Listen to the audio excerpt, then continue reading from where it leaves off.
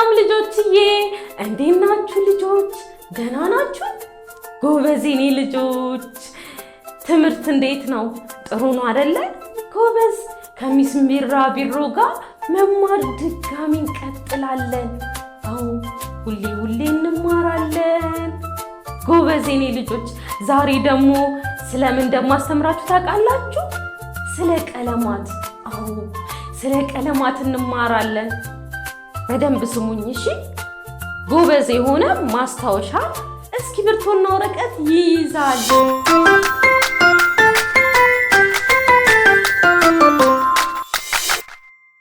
በጣም ጥሩ። ዋና ዋና ቀለማት የሚባሉት ማን ናቸው? የሚነግረኝ አለ? ዋና ዋና ቀለማት የሚባሉት ቀይ፣ ቢጫና ሰማያዊ ቀለም ናቸው። ቀይ፣ ቢጫ፣ ሰማያዊ ምን የሚመስሉ ይመስላችኋል? እንያቸው። አዎ ቀይ፣ ቢጫ፣ ሰማያዊ። አሁን ሰማያዊ መጀመሪያ እንየው አይደለ? ሰማያዊ አያችሁት? ይሄ ሰማያዊ ቀለም ነው። አዎ ሰማያዊ።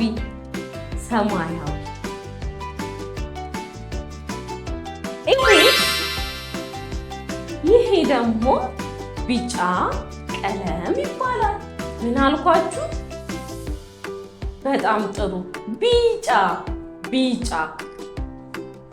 አዎ ይሄ ደግሞ ቀይ ነው። ይሄ ቀይ ቀለም ይባላል።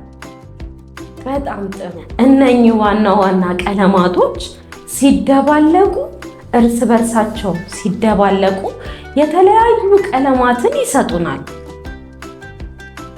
ከነኚህም ውስጥ ቢጫና ቀይ ቀለም ሲደባለቅ ምን ይሰጠናል? ብርቱካናማ ይባላል። ምን አልኳችሁ? ቢጫና ቀይ ቀለም ሲደባለቅ ብርቱካናማ ቀለም ይሰጠናል። እሺ እንቀጥል። ደግሞ ሌላም እናደባለቅ አይደለ? አዎ ሌላ ከለር ማግኘት አለብን። አሁን ደግሞ ምን ቀረን? ሰማያዊና ቢጫ ሲደባለቅ ምን ይሰጠናል? አረንጓዴ። አዎ አረንጓዴ ከለር ይሰጠናል።